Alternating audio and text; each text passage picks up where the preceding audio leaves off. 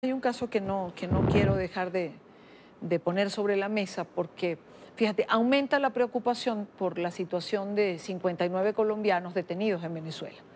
Los individuos que fueron arrestados en el 2016 fueron imputados con cargos de terrorismo por parte del régimen de Nicolás Maduro, en medio de un proceso lleno de irregularidades. El pasado viernes el gobierno colombiano pidió a su embajador en Naciones Unidas remitir el caso ante la oficina de la alta comisionada para los derechos humanos de la ONU, Michelle Bachelet. Cuestionan la falta de claridad por parte de la administración madurista. Se han mandado 94 notas. El silencio del gobierno venezolano es absolutamente aterrador. Yo quiero recordar, además, que estos 59 ciudadanos de nacionalidad colombiana fueron detenidos y durante 2 años no se dio la audiencia preliminar para imputar cargos. Hace 2 semanas, hace 2 fines de semana se empezó a correr el rumor de que los iban a liberar, los iban a deportar, les iban a abrir un proceso por falta de papeles y los iban a deportar. Se les hizo un censo, se los llevó a que lo revisaran médicamente para ver su estatus, se habló con ellos, se los engañó, lo han dicho ellos mismos. Y se hizo esta audiencia preliminar y se les imputaron los cargos. ¿Qué pasa con estos nacionales de Colombia, que además son de otra nacionalidad? Sí, absolutamente. Este es un caso que además conozco muy bien, de primera mano, y hay cosas algunas infidencias que te voy a contar y que sé cómo ocurrieron. En el proceso de varias OLP, estas personas fueron detenidas. No eran 59, eran 62. Explica OLP porque... Operación para la Liberación del Pueblo es una operación que ordenaba Maduro al ministro de Interior, en el cual múltiples fuerzas policiales se ponían de acuerdo para tomar barriadas o zonas populares, hacer detenciones masivas, allanamientos masivos sin órdenes, y era una suerte de operaciones de profilaxia social, que generalmente van dirigidas hacia los pobres. Es una operación de criminalización de la pobreza, con la cual nosotros nunca estuvimos de acuerdo y siempre protestamos tanto que la llevamos a la Corte Penal. En estos casos, fueron detenidos en diversos lugares. Es decir, muchos de los detenidos, nosotros sabemos que ni siquiera se conocían. Son personas que tienen una sola cosa en común. Son colombianos y no tenían regularidad de papeles para estar en Venezuela, lo cual es una situación absolutamente común para nosotros los venezolanos. Que hubiesen colombianos indocumentados en Venezuela era una situación absolutamente normal, porque lo difícil que era conseguir la documentación, además nadie se la pedía, podían hacer una vida totalmente normal sin eso. Estas personas fueron detenidas inicialmente y se inicia un proceso administrativo conforme a la ley de identificación para deportarlos. Luego, extrañamente hay una contraorden y son detenidos y se llevan a la zona 7 de la Policía Nacional. Ahí empieza la intervención en su momento del Ministerio Público donde estábamos nosotros. Mandamos a los fiscales, constatamos, no habían sido puestos, no es audiencia de preliminar, sino audiencia de presentación. De presentación, perdón. No se había dado ninguna audiencia de presentación, no había ningún expediente contra ellos, no había nada. Con ocasión de eso se interpone una solicitud de habeas corpus. Es mucho peor de lo que tú narras. ¿Por qué? Porque un tribunal de la República dice están ilegalmente detenidos y deben ser puestos en libertad. Con ese mandato de habeas corpus, debo decirte, y aquí paso a narrar una vivencia muy personal, me voy a hablar con el ministro Reverol, con el habeas corpus. Y le digo, ministro, si estas personas tienen un mandato de excarcelación, yo exijo que se cumpla el mandato de excarcelación.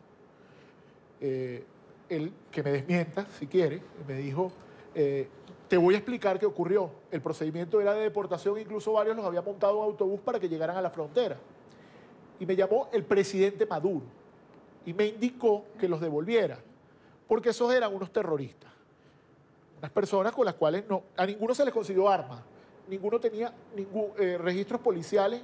Es decir, no habían cometido ningún delito en Venezuela, ni se le consiguió ningún objeto, ni comunicación, ni nada extraña que indicara que estaban ante la comisión de un delito. Pero uno capta, o se percata, que los estados mafiosos como el que actualmente es Venezuela actúa así. Ellos son rehenes del Ejecutivo y son rehenes que pueden servir a futuro para cualquier negociación. Son rehenes de Nicolás Maduro. Son rehenes de Nicolás Maduro. Claro, la situación ya era tan abiertamente grotesca que teniendo una boleta de excarcelación los mantuvieran detenidos, que el Ejecutivo le ordena a Tarek William Saab, que no es más que un sujeto que está ahí para cumplir las órdenes del Ejecutivo, que él trate de regularizarle. Y me cuentan la reunión en la que una ex fiscal de derechos fundamentales dice, habrá que presentarlos. Y van y ordenan a un fiscal que les presente y le atribuya sin expediente, 2 años después, le atribuye el delito de terrorismo y asociación para delinquir de personas que ni se conocen entre ellas. Además, lo complejo que es del delito de terrorismo, cuál era el acto terrorista que iban a cometer. Nuestra Constitución es muy clara. Una persona al estar aprendida, dentro de las 48 horas siguientes tiene que estar frente a su juez. Estas 48 horas fueron interpretadas como 2 años. Es decir, hagan lo que están es ratificando que toda la anterior detención fue ilegal. Y están dando más pruebas, que es precisamente de lo que nos hicimos, para montar la denuncia, y la suscribió la doctora Luisa Ortega Díez y la llevamos a la Corte Penal Internacional, donde estamos demostrando el delito de encarcelamiento que está en el Estatuto de Roma. Estas personas son rehenes de un régimen. No hay ninguna justificación jurídica para eso. No hay prueba absoluta, no hay nada que se tenga contra ellos. No hay ningún proceso válido, legítimamente levantado contra ellos, y tanto que me consta que es que fui a exigírselo al ministro y me dijo, son no obreros, vendedores ambulantes, buhoneros, son personas además que dicen que les hicieron hace 2 semanas firmar unos documentos que ellos no saben exactamente qué estaban firmando. Les dijeron que iban a ser puestos en libertad la semana pasada, y lo que hicieron fue trasladar a un tribunal y a un fiscal y colocándole defensa pública cometieron esa atrocidad.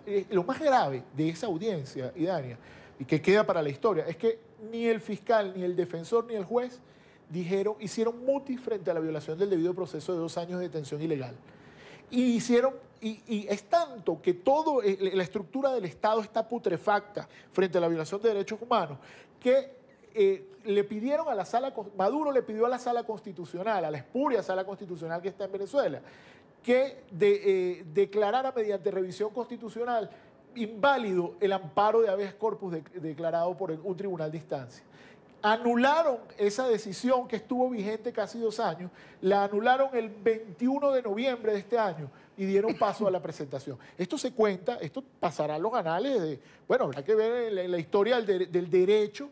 ¿Cómo le explica uno a los alumnos, cómo le explica uno esto a alguien, de que una persona puede tener 2 años sin proceso, como un rehén, y de repente te atribuyen unos hechos que acaban de inventar? Yo recuerdo que los fiscales y jueces que están involucrados en eso son los instrumentos que utilizó el Ejecutivo para mantener esos rehenes, y responden igual que la cabeza. Son penalmente responsables de esa detención. Y la prueba es la misma acta de imputación.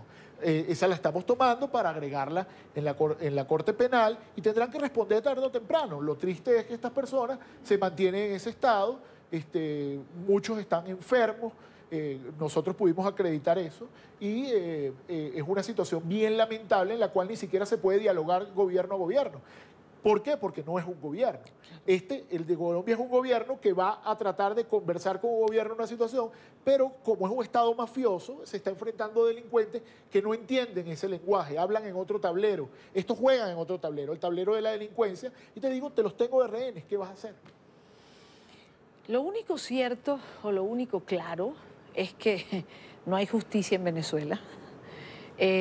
No hay quien defienda el derecho de los ciudadanos. No hay a dónde acudir si alguien se siente violentado, porque toda la estructura depende del Ejecutivo y responde a las órdenes y necesidades del Ejecutivo. Así es decir, del señor Nicolás Maduro. Así es.